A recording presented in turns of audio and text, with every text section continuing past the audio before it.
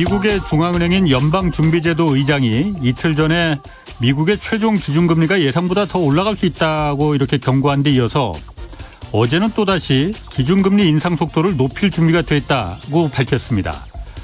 반면에 오늘 KB국민은행을 찾은 이복현 금융감독원장은 국민들 이자 부담이 가중되는 상황에서 은행도 고통을 분담해야 한다 이렇게 말했습니다. KB국민은행은 대출 금리를 0.5%포인트 내리겠다고 밝혔습니다. 어제는 부산은행을 방문했는데 부산은행도 금리 인하 방안을 내놓았습니다. 이복현 금감원장은 한국은행의 기준금리 인상 등 시장의 방향성과는 이거 배치되는 것 아니냐 이런 기자들의 질문에 동의하지 않는다고 밝혔습니다. 고통을 겪지 않고 물가, 인플레를 잡을 수는 없습니다. 지금 정부가 할 일은 취약계층을 정부 재정으로 직접 지원해 주는 일입니다. 예를 들어서 코로나 피해로 아직도 대출금을 갚지 못하고 있는 소상공인, 자영업자에 대한 대출 이자 지원 등입니다.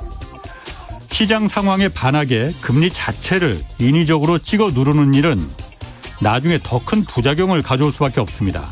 그런 게 바로 관치금융입니다.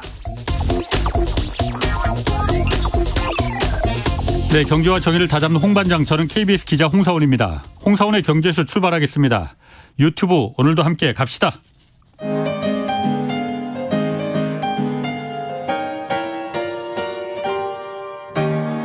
대한민국 최고의 경제 전문가와 함께합니다. 믿을 만한 정보만 쉽고 정확하게 전해드립니다. 홍사원의 경제쇼.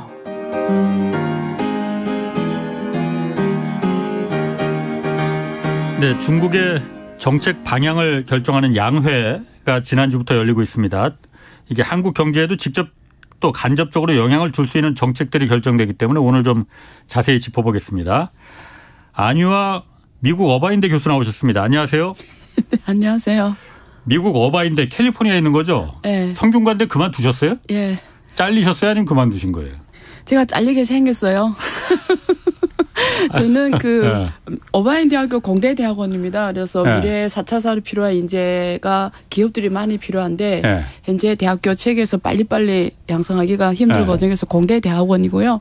주로 AI 빅데이터, 그러니까 융합과학 주로 배터리 데이터 학과 이런 걸 메타버스, 인슈어테크, 핀테크 이런 쪽으로 주로 공대 석사 대학원. 그럼 미국 가서 직접 강의하시는 거예요? 저는 총장이고요. 총장이 되셨어? 앞으로 저를 총장으로 부르십시오. 제 덕분이네. 예, 맞습니다. 멋있는 분들을 모셔서 강의하는 거죠. 미국 교수들도 있고요. 또 중국, 한국, 여러 나라 교수들 같이 하고 있습니다. 예. 그냥 교수가 총장이 되셨구나. 저도 강의를 합니다. 그래요? 예. 자산관리 MBA가 있거든요. 어쨌든 다 홍사원의 경제쇼에서 이렇게 덕분이니까 밥 한번 햄버거로 사셔야겠네. 더 좋은 거 사드릴게요. 아니 햄버거로 그냥 사시지 뭐. 알겠습니다. 자, 오늘 양회. 양회라는 게 중국의 최대 정치 행사잖아요. 여기서 올 한 해 모든 중국의 앞으로 경제 정책도 정치 정책을 어떻게 펼칠 거냐 이게 결정이 되는 거잖아요. 그렇죠. 한국으로 말하면 국회와 이제 정부 이제 그 업무 보고 이게 합쳐진 거라고 볼 수 있어요. 맞습니다. 근데 여기서 그 경제 성장률 목표치를 5% 안팎 이렇게 잡았어요. IMF는 중국 경제 성장률 올해 5.2%로 좀 높여 잡았는데 예상보다는. 이렇게 5% 안팎으로 잡은 게 중국 그 당국에서 잡은 거는 굉장히 낮은 거잖아요, 지금. 그렇죠. 사상무 최저치라고도 하던데 왜 이렇게 낮게 잡은 거예요? 자신이 없나? 제가 여기서 나와서 여러 번 말씀드렸죠. 근데 글로벌 IB들이 평균 전망을 보면은 다 5.2에서 5.8 높게는 6%도 있거든요. 근데 중국 국내 싱크탱크들이 제시한 평균치는 5.6%입니다. 그래서 보통은 올해는 그래도 5.5 혹은 그 이상 하지 않겠냐 이런데 어쨌든 5.5가 좀 많았던 것 같고요. 근데 저 같은 경우에는 지난달인가 지난달에 나와서 중국 경제가 생각보다 작년 1년 돈을 6조 넘게 풀었거든요. 예, 그럼에도 불구하고 지금 생각대로 잘 가지 않고 있거든요. 그래서 올해는 작년에 비해서 더 추가적 정책이 기대할 수 있는 소위밖에 없는 상황에서 올해 경제를 저는 별로 그렇게 긍정적으로 안 본다라는 얘기를 말씀드렸을 거예요. 그래서 근데 이번에 정부가 모든 글로벌 IB들이 엄청 높게 기대하고 있음에도 불구하고 5%로 잡았다라는 거는 두 가지가 가능성이 있을 것 같아요. 그러니까 일단 안전하게 가자. 왜냐면 작년에 5.5라고 해놓고는 3%잖아요. 그렇지. 그 절반이었고 그 전에는 8.4였어요. 왜냐면 2020년이 워낙 안 좋았기 때문에 2020년에 2.8%가 나왔거든요. 그러니까 이게 괜히 높게 했다가 목표 실현 못한 모습 2년 연속 보이면 2년 연속 보이면 안 되잖아요. 너무 안 좋잖아요. 그러니까 좀 보수적으로 가는 것도 있고요. 아니면 중국 경제가 도대체 어떤지는 중국 정부가 제일 잘 알 거 아닙니까? 그렇겠죠. 우리가 외부에서 보는 건 그냥 PMI 지수라든가 뭐 이런 것이 지표로 보는데 실제 내부는 도대체 어떻게 돌아가냐는 정부가 제일 잘 알 거란 말이죠. 그러니까 정부가 제일 잘 아는 정부가 5%로 제시했다는 거는 그만큼 안 좋다? 예. 근데 지방정부가 제시한 올라온 데이터들 보면은 대부분 몇 개 성 빼고는 다 5%입니다. 지방 정부가 먼저 보고를 하거든요. 올해 얼마 하겠다고. 그래서 그 데이터를 성별로 쫙 봤더니 5% 이상 제시한 성이 4개밖에 없고 대부분 다 5% 어떤 데는 5% 낮게 제시했다 했거든요. 그래서 무슨 말이냐면 그 정도로 정부가 제일 잘해서 이 정도로 제시했다는 거는 그만큼 중국 경제가 현실적으로 맞닥뜨릴 현황이 생각보다 더 어려울 수도 있다. 이렇게 보는 거죠. 5%면 그래도 뭐 어려운 게 아니고 굉장히 잘 나가는 거 아니에요? 그 정도면은? 작년에 워낙 안 좋았기 때문에, 작년에 워낙 안 좋았기 때문에 사실 기저효과 때문에도 갈 수가 있는 수치예요. 이거는. 아니, 그리고 안 교수님이 말씀하셨던가 전병수 소장께서 말씀하셨던가 작년에 5.5% 이렇게 중국 정부가 경제 성장률 목표치를 정했을 때 중국은 항상 그 목표치를 어떻게든 맞춘다고 하셨었고 안 교수님이 말하셨던가? 말했어요. 그랬죠? 그럼 그 말은 틀렸네 그러면은 작년에 그렇죠. 3% 성장했으니까. 틀린 거 꼭 짚어주고 싶었죠. 틀렸습니다. 근데 어쨌든 포지티브 수치를 계속 보여주는 자체가 지금 미봉책으로 하면서 보여주고 있거든요. 그래서 저는 그 말을 하면서 똑같이 이런 말도 했어요. 그런 의미에서 숫자에 너무 연연하지 말라. 숫자는 크게 의미 없다. 이 말씀도 드렸는데 그거는 까먹으시고. 아니 그거 까먹지는 않았고 콕 집어서. 아니 그러니까 제가 뭐 안 교수님이 틀렸다고 뭐 이렇게 한번 공격해보려 그러는 거 아닙니다. 좋아하시네. 아니 미국 총장까지 하시는 분이 그런 것도 그렇게 염두에 두시고 마음에 담아두시나.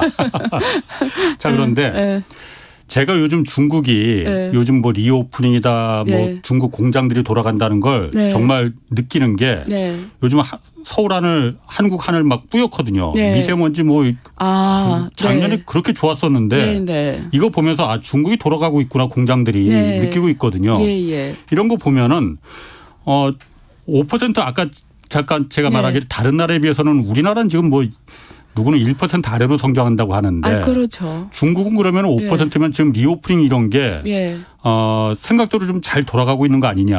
그럼 5%도 그렇게 나쁘게 볼 만한 건 아닌 거 아닌가라는 생각 들거든요. 이렇게 지금 상황은 이렇습니다. 소비는 확실히 좋아지고 있어요. 그리고 PMI 지수도 지금 되게 좋게 나왔잖아요. 지금 원래는 50 밑에서 헤매다가 지난달에 50점 얼마 나왔고 지금 PMI 지수가 뭐죠? 구매자 관리자 지수라고 구매 의향서를 발표를 하면서 계산한 지수가 그러니까 사람들이 구매를 한다는 구매 의향이 있다는 건 뭐죠? 경제를 좋게 본다라는 거죠. 그래서 구매자 관리 지수라고 하는데 50이 넘으면 생산이 확대된다는 얘기고 50 하려면 수축된다는 얘기예요. 그래서 50이 지난달부터 넘어가는 거 봐서는 작년보다는 좋아지는 건 맞다. 왜냐하면 좋아질 수밖에 없는 게 작년에는 움직이지 못했잖아요. 제일 강도 높은 코로나 정책 했으니까. 근데 지금 마음대로 움직이니까 노동자들도 현장에 복귀할 거고 물리가 막혔던 것도 물리 현장에 사람들이 오면서 물리가 돌아가는 거고. 그러니까 사람들이 안 돌던 게 움직이니까 좋아질 수밖에 없죠. 그래서 일단은 PMI 지수가 지난달에 또 지금 올라갔기 때문에 회복되는 걸로 수치는 나오고 있고요. 그다음에 여행이라든가 이런 소비 쪽 주로 소비단에서 작년비에 좋아지는 거는 분명히 보여요. 근데 생산은 조금 다른 게 지금 중국 항구 있잖아요. 상하이가 제일 크거든요. 가보면 서 있거든요. 컨테이너들이 아직도? 이런 것들이 다 텅텅 비고 거기 다 멈춰 있고 공장은 있는데 상당 부분 공장은 동남아로 이전했고 워낙 중국의 강한 코로나 정책 취하면서 외상 투자자들이 굉장히 실망을 하면서 상당 부분 이전을 해갖고 그래서 그런 상황에서 아직은 그런 이 항구 상황 보면 그렇게 좋아 보이지는 않거든요. 텅텅 빈 다 멈춰서 있고 또 차량이나 다 멈춰서 있거든요. 그 선박에서 물건 나르는. 그래서 그런 거 보면 생산 쪽은 아직은 좀 봐야 될 것 같습니다. 그렇다.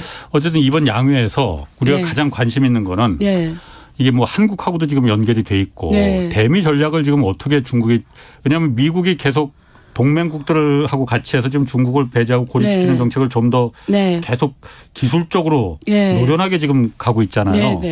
중국은 이걸 어떻게 대미 전략을 어떻게 지금 하고 있는 거지? 이번 양회에서 그런 전략 같은 게 좀 나왔습니까? 그 전략이라고 굳이 말씀드리면 이번에 그 구조 개편을 많이 했어요. 이 얘기만 해도 엄청 많이 자세하게 해야 되는데 구조 개편 얘기는 오늘 주제 아니니까 제가 말씀을 안 드릴 거고요. 주로 뚜렷한 과학기술위원회라는 걸 만들었습니다. 이번에.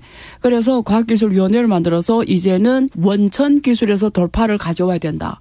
그러니까 중국의 옛날에는 어떻게 보면 되냐면 중국이 지금 세계 G2예요. 근데 G2인데 보세요. 어떻게 G2가 되냐. 미국 다음이잖아요. 기술도 외국에서 왔고 그렇죠. 시장도 외국에 있었어요.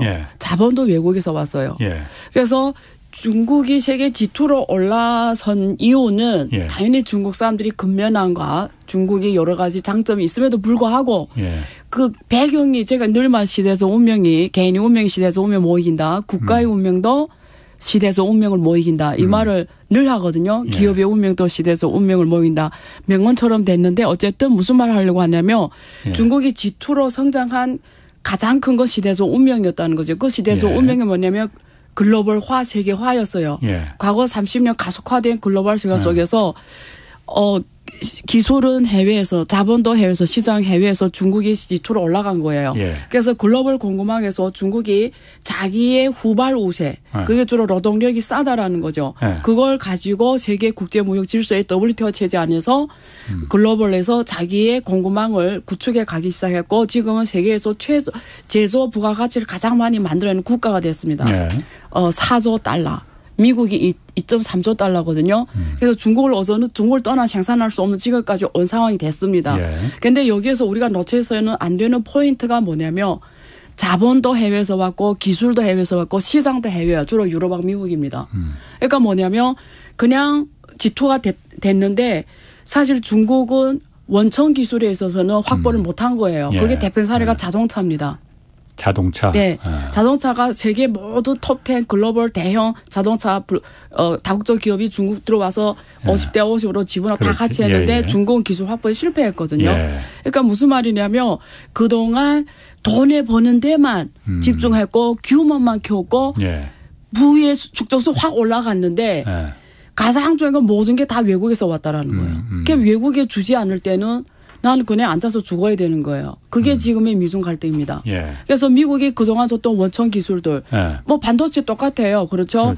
그리고 실제는 그 인터넷 시스템, 그리고 PC, 컴퓨터 들어가는 모든 소프트웨어 다 미국 거잖아요. 그러니까 이런 걸 만약에 미국에서 못 쓰게 하면은 그냥 중국 스톱이 되는 거죠. 그래서 이제 와서 화웨이 같은 기업들이 지금 원천 기술 개발에 들어가거든요. 예를 들면 인터넷 시스템 새로 만든다든가 컴퓨터 시스템 새로 이거 다 지금 새로 한단 말이에요. 소프트웨어를. 그러니까 지금 과학기술위원회를 만든 건 뭐냐면 AI라든가 반도체라든가 빅데이터 이런 이번에 디지털 국도 만들었어요. 데이터국. 그러니까 이런 미래 선도형 산업에서는 이제는 과거처럼 해외에서 기술을 갖고 오는 이런 일을 하지 말고 우리가 0에서 1을 돌파하는 걸 우리가 하자. 그동안 중국이 잘한 건 1에서 은계를 만드는 거예요. 그게 응용 영역입니다. 응용. 시장이 워낙 크니까. 근데 0에서 1을 무에서 유를 창조하는 거는 별로 없었다라는 거예요. 주로 미국에서 선진국에서 왔다라는 거죠. 그래서 과학기술위원회를 만든 거는 지금 이제는 우리 스스로 할 수밖에 없다. 왜 글로벌 이 국제 관계가 이렇게 복잡한 상황에서 우리는 이렇게 갈 수밖에 없다라는 긴박한 이런 글로벌 정세에서 과학기술위원회를 만들어서 원천기술 확보를 통해서 미국 중심의 이런 서방 세계의 중국에 대한 이런 발전상에서 어떤 압력이라든가 이런 걸 극복하겠다는 거죠. 그러니까 기존에 어쨌든 축적된 그 중국이 축적한 그 과학기술이나 독자 기술도 있어요. 거기서 이제 여기서 더 이상은 이제 서방 세계의 도움을 받기 힘드니 우리가 혼자서 독자 생존하겠다 이거라는 거잖아요. 근데 사실은 아까 잠깐 말씀하셨듯이 뭐 한국도 중국에 들어갈 때 서방 세계 그 기업들이 중국에 들어갈 때 혼자 그 지분을 다 100% 차지하지 못하고 중국 공산 정부하고 같이 이제 공유하게 돼 있잖아요. 합자로다가. 합자. 그걸 통해서 많은 기술을 사실 한국도 그 부분을 굉장히 우려했잖아요. 많이 그야말로 중국이 그냥 그 반강제로 뺏어간 거 아니냐 기술을. 그래서 오늘날의 중국이 그런 있게 된 거 아니냐. 조심하셔야 되는데 일단은 질문하십시오. 아니 그래서 그런 부분도 있지 않았느냐. 제가 조심해서 말하겠습니다. 없었어요 그런 거? 그렇으면 중국이 지금 저렇게 꼼짝 못하고 있지 않겠죠. 저는 이렇게 생각해요. 기술도 그렇고 사람도 그래요. 사실 국가의 많은 문제를 우리 사람과 똑같이 볼 수 있는데 기술도 뺏어서 성장할 수가 없어요. 그리고 그게 어느 정도까지예요.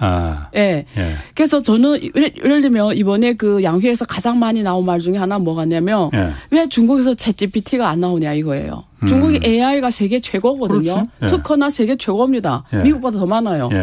그래서 이번에 중국 과학자들이나 중국 정부가 엄청 반성하거든요.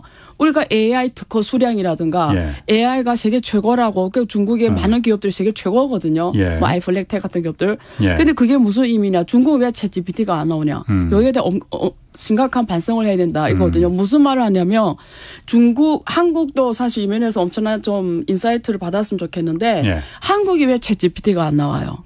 한국도 AI 잘하거든요. 한국도 엄청나게 잘하는 분야 많습니다. 그러면 반성해야 되거든요. 무슨 말이냐면 중국에서 이번에 여기서 철저하게 반성하는 거예요.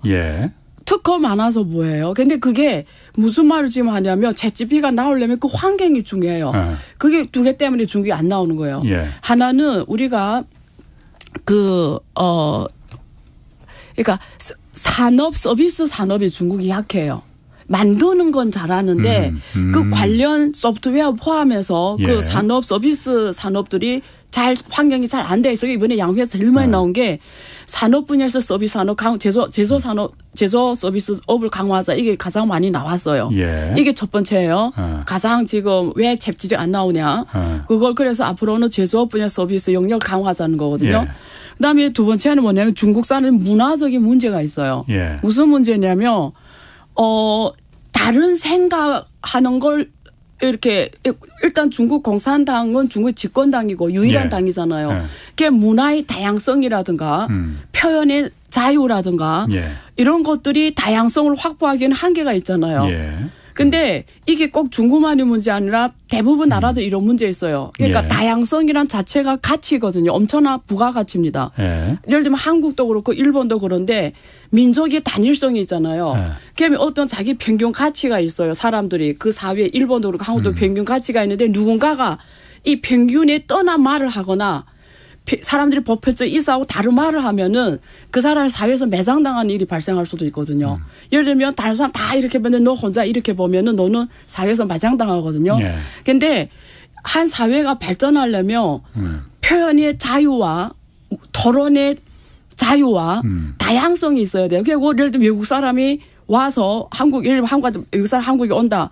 이질한 민족이 한국에 온다. 이런 것들이 다 다양성이거든요. 다양성이란 엄청난 부가가치가 자체가 엄청난 가치가 있는 거예요. 그래야 거기서 창조하나 그걸 제일 잘하는 게 미국입니다. 왜 이민국가잖아. 미국은 피부색 물론 어쨌든 이번에 제가 그 오픈 AI 챗GPT가 개발팀을 봤더니 놀라운 건 중국 사람이 제일 많아요. 그 오픈 AI 개발팀들이 있잖아요. 그 개발한 분야별로 다. 중국 연구원 기술자들이 가장 많아요? 가장 많아요. 그리고 대부분 어디 출신이냐면 북경대학清华대학 출신들이에요. 학부는. 그러니까 놀랍게도 오픈 AI 미국 거예요. 근데 실제 들어가 개발자들 구성원 봤더니 중국 사람 제일 많습니다. 그러니까 무슨 말이냐면 중국하고 아무리 싸운다고 해도 같이 하는 걸 허용한 나라가 미국이잖아요. 그렇죠. 그러니까 중국도 앞으로 오픈 AI 같은 이런 나오려면 네. 이게 단일성을 가지고는 안 돼요. 그러니까 어떤 문화의 규제를 강화하면 안 돼요. 개방하고 예. 전 세계 누구나 와서 예. 핵심할 수 한국도 똑같습니다. 예. 전 세계 누구나 와서 나이 불문, 국적 불문, 성별 불문, 민족 불문 예. 이런 사람들이 와야 다양성이 있으면서 혁신이 나오거든요. 근데 중국이 좀 문화적으로 그런 면이 굉장히 빈약하다라는 거예요. 그런 부분이. 그러면 앞으로도 못 갑니다. 그러니까 이 두 가지가 이번에 철저하게 사람들이 전문가나 정부 사람들이 우리는 이걸 반면교사로 삼아야 된다. 왜 우리는 AI를 잘한다 놓고는 이런 게 안 나오냐. 이런 면에서 반성하고 있는 것 같더라고요. 그러니까 앞으로 오픈 AI가 이런 핵심 기업이 나올 수 있도록 우리는 사회 핵심 환경을 다시 해야 된다. 이런 그렇지. 소리가 나왔습니다. 뭐 그러니까 사실 미국의 그 다양성을 포용적인 다양성을 예. 문화가 예. 그래서 이제 안 교수님도 미국 대학교 총장도 되고 그러시는 거잖아요. 그렇죠. 그 아주 좋은 말씀입니다. 자, 예. 우리가 또 그 좋은 말은 좋은 말이고 우리가 당장 이제 발등에 불이 떨어진 게 네. 뭐 그 미국의 반도체 지원법 이것 때문에 삼성전자고 SK 하이닉스가 이거 미국의 중국에 있는 그 공장 네. 있잖아요. 반도체 공장. 네. 여기 시설 투자하지 말라는 거잖아요. 보조금 네. 받으면은 네. 보조금 그거 안 받을 수도 없을 것 같고. 예. 중국은 이 상황을 어떻게 보고 있습니까, 이거? 양회에서 이런 말은 구체적으로 나오는 건 아니죠, 물론. 그렇죠. 중국 양회에서 나오면 다 이래요. 외상 투자를 경계하고 예. 더 개방하고 예. 더 개방 확대하겠다. 예. 그리고 이번에 시진핑 여러 장소에서 많은 얘기를 했는데 민간 기업의 투자도 확대하겠다. 예.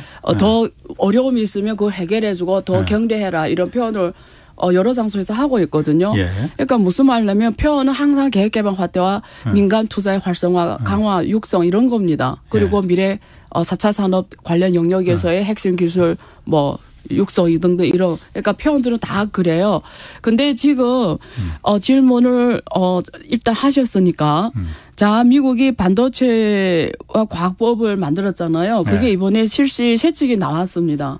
그 내용을 보면 뭐냐면 한 4개 정도가 주목할 게 있는데 그중에 하나는 뭐 다 아는 거예요. 중국에 만약에 투자하거나 추가하면은 못 받는다는 거죠. 보조금을. 근데 그걸 빼더라도 주목해야 되는 게 뭐냐면 거기서 이익이 만들어지면 이익의 20%를 예, 나눈다는 거. 예, 나눈다는 거거든요. 그리고 뭐 어디 추가 뭐 진행되는 모든 상황을 다 미국에 보고를 해야 되고 추가 뭐 할 때 다 허락을 받아야 되고 중국보다 훨씬 세거든요. 예. 중국은 투자를 해서 나눠 먹지 투자하지도 않고 나눠 먹겠다라는 정책 한 적은 없습니다. 이게 무슨 말인지 알죠? 예. 그러니까 기업이 중국 와서 합자로 하잖아요. 합자로 한 거예요. 합자로. 합자란 건 뭐죠? 같이 투자를 한다는 뜻이에요. 그럼 당연히 그 주식회사거나 합자 회사를 나누는 거잖아요. 그런데 이거는 어떤 외국 기업이 가서 공장을 만들고 생산하고 파면서 이익을 만들었는데 합작을 안 했는데 얼마 이익을 줘라. 그 세금도 아니에요. 이거는 어떻게 보면 세계에서 최대 자본주의 국가 미국이 그것도 법으로 이 보조금을 받는 기업에 한해서 그렇게 해야 된다라고 하는 거는 그냥 보조금을 줬는데 이익을 그렇게 정부에 낸다면 그 보조금이 효과가 사실은 없는 거잖아요. 아니 그거야 사실 미국 시민들의 세금이 들어간 그 보조금이니까 생각보다 과다한 이익이 초과이익이 나왔을 정상 뭐 적당한 이익이 아니고. 어떻게 계산하는데? 아니 그건 앞으로 이제 계산하겠다는 거잖아요. 그러니까. 구체적으로 지금 아직 삼성이나 그 하이닉스나 이런 데서 구체적으로 우리가 그 이익을 받는 논리가 뭐예요? 아니 그거 갖고 제가 뭐 싸울 싸울 생각 없고 그러니까 무슨 말이냐면 제가 한국 기업들한테 이런 얘기 하고 싶은 거예요. 오늘 또 긴장되네.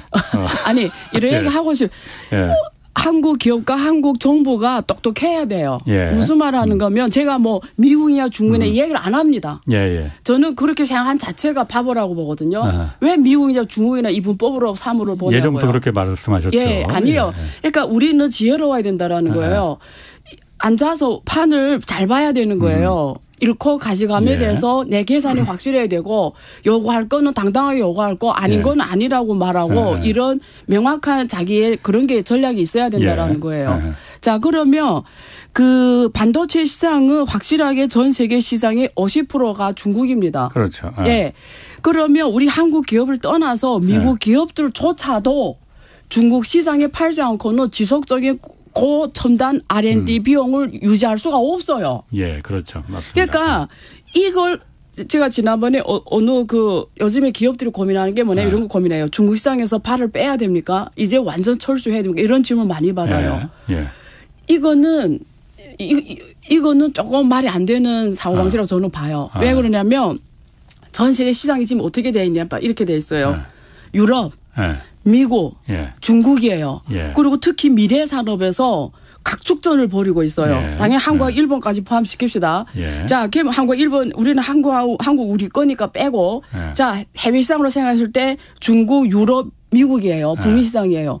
이게 세계를 선도함에 가는 동네예요. 그러면 한국 기업이 어차피 한국은 국내 시장에 협소하니까 해외에 어차피 나가야 돼요. 이건 답입니다.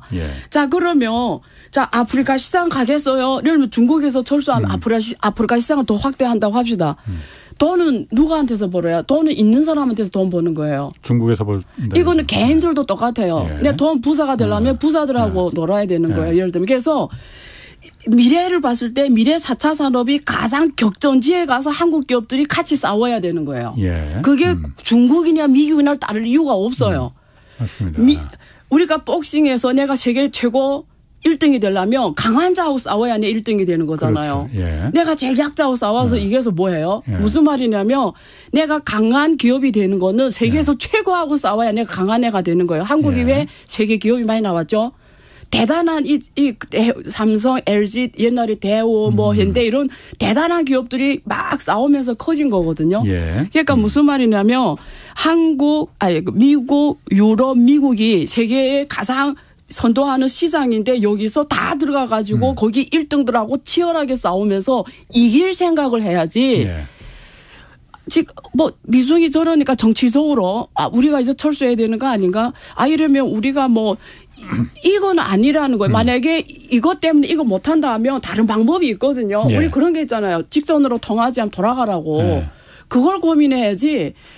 저러니까 왜 이게 이런 생각을 그러니까 하죠. 제 말은 그러니까 안 교수님 말도 제가 일부분 동의를 하고 일부러 동의 못하는 부분도 있어요. 동의 못하는 거 얘기하세요. 그러니까 동의 못하는 부분이 당연히 중국의 가장 큰 시장이고 중국을 향해서 우리가 시장을 잃은 기술이라는 건 없거든요. 시장이 있는 곳에 항상 생산시설이 있는 거는 맞는데 중국도 우리의 한국의 반도체를 원하고 미국도 한국의 반도체를 원하고 메모리 반도체를 원하고 그런 상황에서는 다 해야죠. 중국이 사실은 지금 한국과 메모리 반도체에서 기술 격차가 계속 좀 좁혀지고 있는 상태잖아요. 어떻게 보면 이렇게 말하는 분들이 있습니다. 지금이 사실 절호의 기회다. 중국이 또 따라올 수 없다. 그렇다고 그러면 중국이 한국의 메모리 반도체를 안 사겠느냐. 그거는 자살행위다. 중국으로서는. 어차피 살 수밖에 없다. 그러면은 그 메모리 반도체를 중국에서 만들든 한국에서 만들든 미국에서 만들든 중국은 살 수밖에 없고 이참에 중국의 그 기술 격차를 더 벌릴 수 있는 절호의 기회로 생각할 수도 있다. 그게 무슨 말이에요? 뭐 알아들었어요? 미국이 중국을 계속 기술적으로다가 압박하고 개발하지 마. 너희들은 우리는 저희 안 줄 거야. 기술도 안 주고 장비도 안 주고 안 줄 거야 하면은 중국 개발 반도체 굴기를 하고 싶어도 물리적으로 할 수 없는 상황이 되잖아요. 이 상황이 한국으로서는 더 기회다. 시장을 잃어버릴 수 있는 그 염려 안 해도 된다. 왜냐 중국은 어차피 살 수밖에 없다. 그렇죠. 저 완전 동의입니다. 그것도. 근데 질문이 뭐예요 그러면? 질문이 그러니까 중국이 지금 중국 정부 당국이 눈치를 보지 말아야지. 어떻게 보고 있느냐 이거지 이 상황을. 왜냐하면은 맞는 말씀. 그래서 중국은 있잖아요. 중국이 잘하는 게 있어요 확실하게. 중국은 정말 이 시장 경제 체질이 맞는 나라예요. 문제를 볼 때 딱 자본주의 논리로만 봐요. 여기다 어떤 정치 논리를 안 넣어요. 이게 중국 공무원들이 이런 건 잘해요. 그러니까 적하고도 장사를 할 수 있는 나라가 중국 사람이들입니다. 그러니까 이런 거는 이거 제가 표현이 조금 단어 사용을 어떻게 해야 될지 모르겠지만 이런 거는 저는 어떻게 보면 그러니까 우리가 사람도 그렇고 국가도 그렇고 모든 게 다 돈을 향해서 원칙을 세워란 건 아닌데 우리가 시장 경제 얘기하다 보니까 여기까지 왔는데 문제를 볼 때 그 적하고도 장사를 해라는 게 중국 사람 속에 철학 속에 있습니다. 예. 그러니까 그런 면에서 한국 또한 미국과 동맹국은 다 알아요. 강조할 필요도 없어요. 그렇지. 결국 한국이 어떻게 나올 거 다 알아요. 그렇죠. 근데 말씀하신 대로 필요하니까 장사하는 거예요. 예. 그게 딱 중국 사람 생각하는 마인드입니다. 그러면은 제가 이렇게 물어볼게요. 예. 미국의 그 반도체 보조금 지급을 한국 기업들이 물론 우리 정부가 지금 협상은 앞으로 할 거예요. 네. 그렇지만은 안 받을 수도 없는 상황인 것 같아요. 상황을 보니까.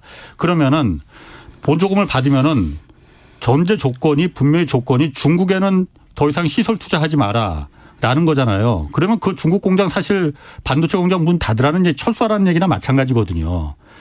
한국 기업들이 그 보조금 받아야 됩니까? 안 받아야 됩니까? 아니 그래서 윤 대통령이 가신다는 거 아니에요. 미국하고 미국. 협상을 4월에 가시잖아요. 예. 그러니까 저는 예. 미국도 똑같아. 아까 중국이 한국을 필요로 할 수밖에 없다. 메모리 예. 때문에. 그렇죠. 미국도 똑같아요. 예. 똑같아요. 한국을 필요로 할 그렇지. 수밖에 없어요. 그러니까 예. 그럼 내 안 가면 어쩔 건데. 그럼 어쩔 건데 미국이. 예. 이런 거예요. 저는. 그러니까 무슨 말이냐면 가서 솔직한 게 좋거든요. 자, 내내 우리 입장에서 한번 생각해봐라. 우리 좀 호심토니하게 하자. 이게 시장 원리로 가자. 그렇지. 기자님, 질문이 있어요. 시장 원리라는 게 핵심이 뭐예요? 우리가 시장 경제라고 하잖아요. 시장 경제 핵심이 미국이 세계에서 최대의 시장 경제국, 자본주의 국가예요. 우리가 세상 돌아가는 게 시장 원리와 독재 원리가 있어요. 이 차이가 어디 있습니까? 미국이 시장 경제 돌아간 나라 맞죠? 시장 경제 원리가 뭐예요? 나만 혼자 배부고 잘 사면 시장이 돌아갑니까? 시장 원리라는 거는 공평하게 장사해서 나눠 먹자라는 게 시장 원리예요. 그러면 미국에 가가지고 내내 대표적인 자본주의 시장 원리 국가인데 서로 윈윈하는 게 시장 경제 원리다. 한국 입장에서 이렇게 가서 말을 해야죠. 우리 중국 공장을 저거 철수할 수는 없다. 말이 안 된다. 우리 보고 죽어라는 건데 이런 솔직하게 시장 원리로 하자. 우리는 시장 원리로 가겠다. 왜? 우리는 시장 경제 국가니까. 이렇게 당당하게 원칙 지키면서 아주 겸손하면서도 자기 확실한 전략이 있게 하면 저는 통한다고 보거든요. 저도 사실 그 얘기거든요. 아니 악수할까요?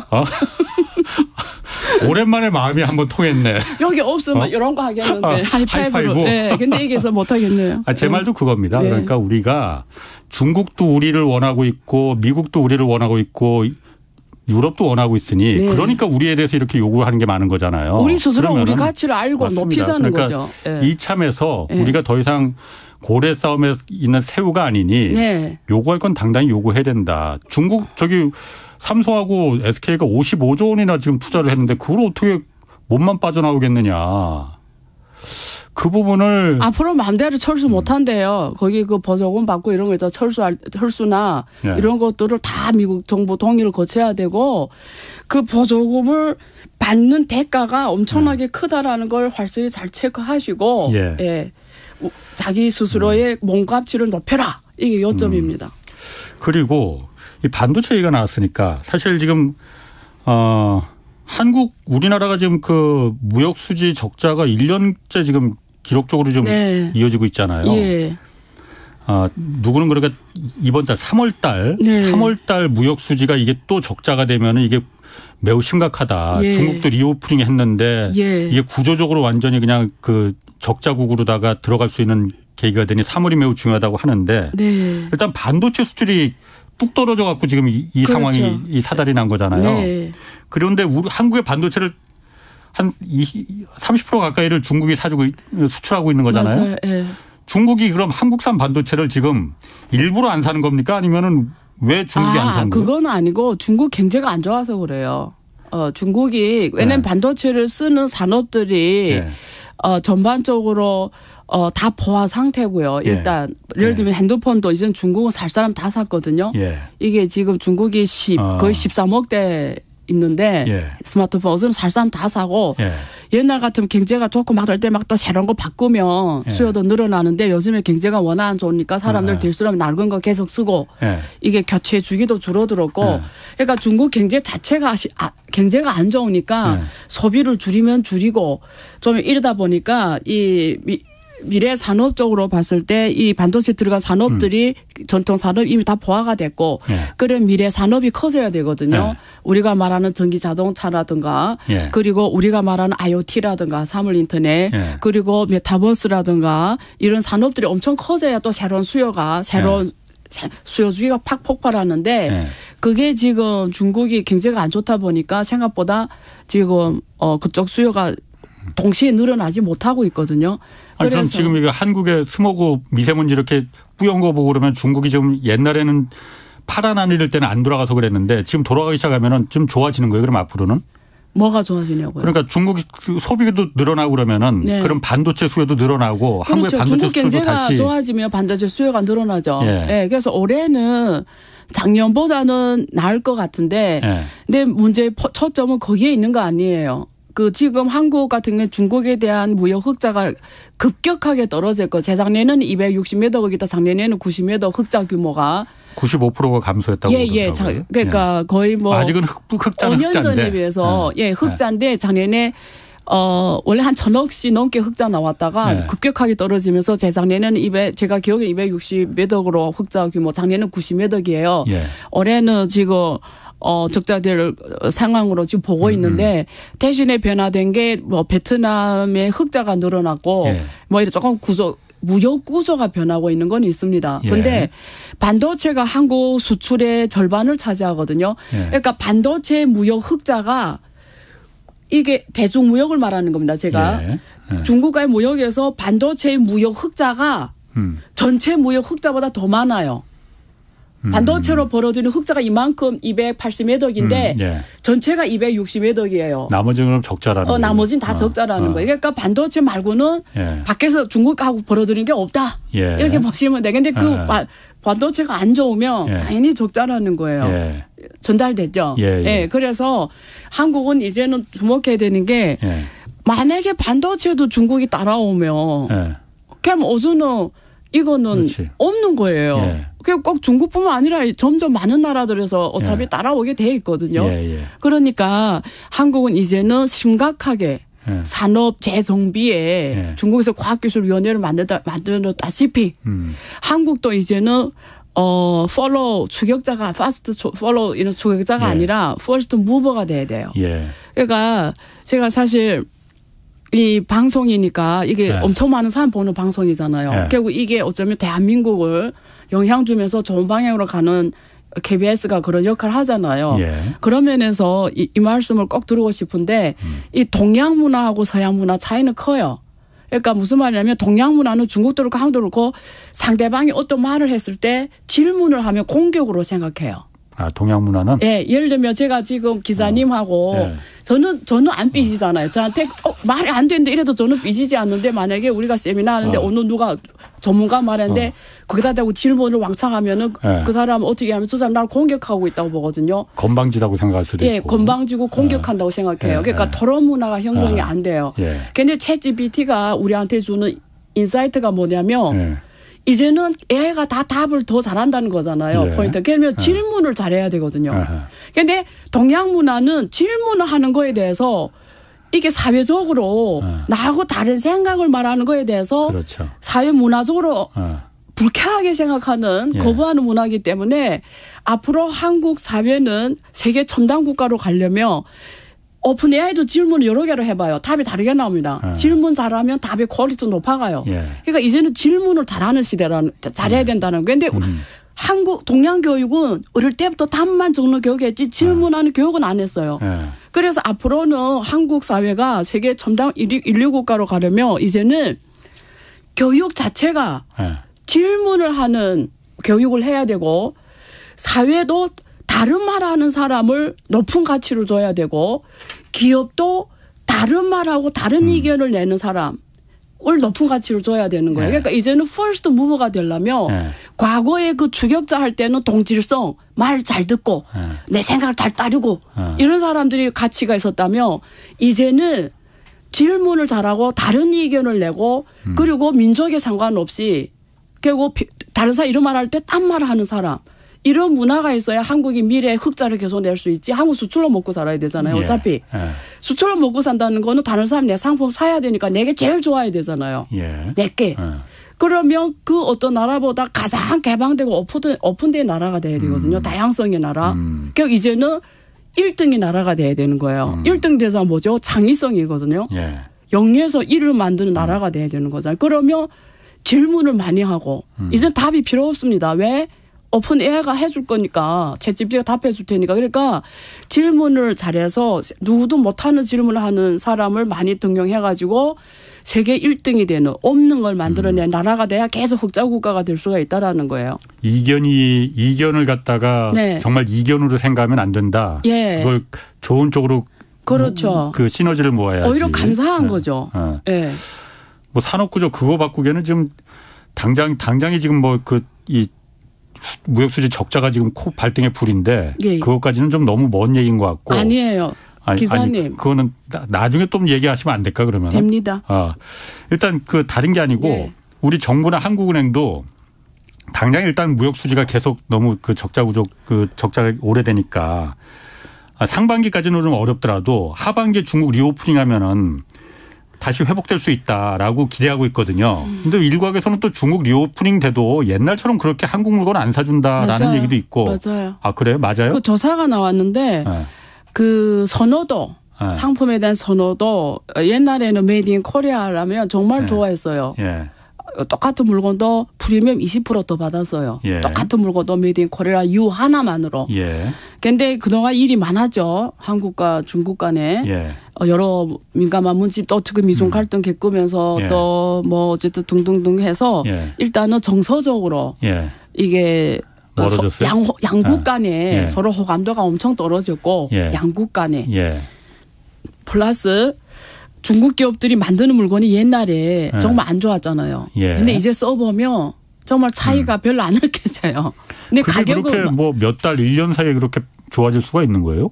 무슨 질문이에요? 그러니까 1, 2년 코로나 전만 해도 사실 우리가 중국하고 무역 수지가 계속 그렇게 흑자가 많이 났었고 반도체라니까요, 주로 그거는. 반도체만? 반도체 빼고 얘기합시다. 반도체만 그랬다. 나머지는 이미 다 중국이 다 올라왔고 오히려 가성비가 더 좋아요. 옛날 질도 나빴는데 지금 질도 정말 좋아요. 지금 그러면 반도체가 이렇게 어그러지니까는 다 한꺼번에 어그러지는 게 지금 나타나는 거다. 그러니까 반도체가 좋아 안 지면 한국 올해도 흑자를 기대하지 말라. 그냥 결론 이렇게 낼게요. 자꾸 물어보지 마세요. 그러니까. 아니 아까 뭐 이견을 존중해야 된다고 그러더니 또 이견을 말이 또 그때그때 다르시네. 그렇네요. 자, 또 하나 양회에서 나온 게 그 경제 성장률 목표치는 좀 낮췄는데 5% 압박으로 국방비는 대폭 올렸어요. 대폭 안 올렸어요. 그 일단 질문하십시오. 국방비는 많이 올려도 3년 전부터 계속 올리기 시작하잖아요. 오케이. 이게 그 증액하는 배경이 이거 대만하고 정말 그 일전을 그 준비하는 건가 이런 당연히 의심이 들거든요. 그거 맞아요? 그럼 대만하고 그런 전쟁을 할 가능성이 있는 거예요? 제가 뭐 군사 전문가도 아니고 뭐 답할 수 있는 건 한계가 있는데 저는 이렇게 봅니다. 일단 중국하고 미국이 군사 실력을 보면 비교할 수가 없어요. 예를 들면 항공모함 하나만 할게요. 세 대가 있는데 두 대는 수리하고 하나는 쓸지도 못하고 딱 하나만 쓸 수가 있어요. 그걸로 미국하고 싸울 수가 없고요. 그다음에 우리가 표현이 생각 안 나는데 풍선? 아니 풍선 말고 비행기를 드론? 아니. 그 우리가 하늘 제공권이라고 하죠. 그 하늘에서 싸우는 건 뭐라고 하죠? 공중전 제공권. 네, 제공권. 제공권에서도 중국은 미국에 비교할 수가 없거든요. 그러면 자 바다에서 싸우는 것도 안 되고 하늘에서 싸우는 것도 안 되고 그래 좀 할 수 있는 게 육지전이거든요. 근데 요즘 전쟁 육지전이 아니거든요. 그렇죠? 자 그런 면에서 중국 정부가 이런 표현을 써도 되는지 모르겠지만 정신이 나가지 않은 이상은 그러니까 테일 리스크 난 모르겠어요. 이 테일 리스크는. 근데 우리가 일반 상식으로 봤을 때 가능하지 않다. 이게 첫째 실력으로 일단 안 된다. 둘째 국방 예산이 이제 대폭 올린 게 아니고요. 작년에는 7.1% 올렸고 올해 지금 7.2인데 중국 GDP에 올해 올려서 한 2%밖에 안 돼요. 미국은 4%거든요. 그러니까 그래봤자 중국은 미국보다 GDP가 엄청 차이가 나기 때문에 얼마 안 되거든요. 예. 사실은 그거 달러로 계산하면 오히려 줄어들었어요. 달러로 계산하면 예. 환전해서 계산하면 그러니까 중국은 사실은 내가 만약에 중국 영도자라면 지금 예. 미중 갈등이 각해되고 서방 국가 막 이럴 때 이게 막 지금 분위기가 막 이렇잖아. 이럴 때 내 같으면 두 자릿수로 증액해도 GDP의 두 자릿수로 가도 이상하지는 않아요. 10% 보통 국제적으로 10% 이상이면 어마어마하게 돈을 투자하는 거거든요. GDP에. 근데 이러면 나라가 망하거든요. 네. 못 돌아간단 말이에요. 그러니까 지금 상황에서 지금 2%로 보는데 뭐 2배 더 증해다 미국이 4%밖에 미국은 4%거든요. GDP 4%. 네. 근데 중국이 GDP 4%에도 워낙 GDP가 작기 때문에 미국하고 비교할 수 없어요. 이 국방비가. 예. 그러기 때문에 사실은 그것도 이상하지 않은데 거기에 비하면 올해는 사실은 국방비를 그렇게 대폭 단어는 절대 안 많습니다. 그렇구나. 자, 두 번째. 예. 전쟁 얘기했으니까 사람들이 2027년에 27년이라고 막 그 얘기도 나와요. 대만 칠 준비 다 끝냈다 뭐 어쩌고 이런 거 하잖아요. 그러면 저는 이런 생각해요. 역시 또 KBS라는 이게 또 긍정적인 공중무대니까 우리가 객관적으로 이 문제를 보자고요. 예. 만약에 그날이 오잖아요. 그러면 세계 전쟁입니다. 그렇죠. 그러면 한국도 전쟁 바다가 돼요. 예, 그럴 수 있습니다. 예. 그리고 한국은 지금 평화의 세력에 서야 돼요. 예. 절대 전쟁이 일어나면 안 되기 때문에 한국은 어떻게 하나 전쟁이 이 아태에서 안 일어나도록 특히 동아시아에서 안 일어나도록 지금 엄청난 노력을 해야 돼요. 예. 왜? 한국이 최악이 되니까 북한 이슈가 있잖아요. 예. 그럼 그날이 오면 어떻게 돼요? 보이잖아요. 그림에 러시아, 그러니까. 중국, 북한, 이란 쭉 있잖아요. 저기 저 파키스탄 뭐 이런 나라들이. 그리고 이쪽에 걔면 제3차 세계대전이잖아요. 걔면 전쟁이 여기에 있는 거예요. 그러면 미국의 입장에서는 어차피 군사로 돈 번 나라잖아요. GDP가. 그러면 전쟁이 터지는 게 이번에 러시아 우크라이나 전쟁이 끝나려면 금방 끝날 수 있는데 왜 지금도 안 끝나죠? 미국이 지금도 사거리가 긴각 제공 안 하잖아요. 그렇게 젤렌스키가 달라고 하는데도 지금 계속 가잖아요. 그러면 두 나라 다 망하는 거거든요. 그러면 중국하고 대만이 전쟁이 난다 이러면 중국이 이긴다고 쳐도 설령 중국은 아마 큰 타격을 본다. 엄청난 타격 받죠. 그런데 중국은 그렇다고 한국이 행복할까요? 일본이 행복할까요? 전혀 아닙니다. 그래서 지금 분위기를 자꾸 전쟁 이렇게 할 때 확실해야 돼, 이 원칙은. 뭐 어떻게든 평화가 오도록 국제 무대에서 역할을 해줘야 돼요. 한국이란 나라. 일본도 똑같아요. 그러니까 그런 부분은 당연하지만은 사실 러시아 우크라이나 전쟁이 안 일어날 것이다라고 예상한 사람들 많았지만 결국은 전쟁이 터졌잖아요. 왜냐하면 중국이 이런 얘기들 합니다. 잘 나가고 있을 때 중국보다도 퇴보하고 있을 때 중국이 더 무섭다. 왜냐하면 지금 성장 이런 게 좀 엔진이 중국이 좀 주춤하고 있다고 하면은 안 좋을 때 그야말로 중국이 극단적인 선택을 할 수도 있는 거 아니냐라는 분석을 하는 분들이 있거든요. 오케이. 그럼 이렇게 말씀드릴게요. 자꾸 중국이 전쟁을 시도하고. 하라는 건 아니고. 중국이 자꾸 전쟁을 시도하고 싸우려고 하는 것처럼 질문을 계속 하시는데 첫째, 그게 아니라는 거고요. 전쟁을 원하는 자는 따로 있다는 말씀을 드리고 싶고요. 두 번째, 만약에 전쟁이 일어났다. 이러면 근데 저는 이렇게 생각해요. 중국 사람들이 피는 자본이 피가 더 진하게 흐르거든요. 자본이 피가. 내가 알고 있는 중국 사람들은 자본이 피가 더 진하게 흐르기 때문에 결국 다 중국 일자녀잖아요. 자식이 하나입니다. 그렇지. 전쟁 나면은 기자님 같으면 자기 자녀 딱 한 명인데 민중들이 사상이 내 집에 아들이 하나만 있는데 전쟁을 원하겠어요? 그럼 아무리 시진핑 주석이라도 마음대로 전쟁할 수 있습니까? 집에 애들이 하나밖에 없는데 또 그게 또 축소되고 있는데 애들이 지금 아시죠? 지금 출생률이 엄청 시간 다 됐어요. 출생률이 줄어들고 있는데. 그래서 아까 어차피 내일 한 번 더 나오셔야 되니까 사실 아까 제가 그 말이 지금 혹하거든요. 그러니까 중국과 대만 간의 전쟁을 원하는 사람은 원하는 데는 따로 있다라는 얘기 잠깐 하셨잖아요. 따로 있어요, 그거? 또 원하는 내일 하자면서요. 시간 그러니까. 다 된 거 아니에요? 내일 합시다. 그 얘기는 그러면은 네. 내일 그럼 마저 하는 거로 하고 예. 내일 양회 오늘 하여튼 그 다 다루지 못한 내용은 예. 내일 그럼 한 번 더 오시고 하고 궁금하네. 원하는 세력이 누굴지. 내일 아무튼 얘기 더 할게요. 네. 자, 안유아 교수님이었습니다. 고맙습니다. 지금까지 경제와 정의를 다잡는 홍반장 홍사훈의 경제쇼였습니다.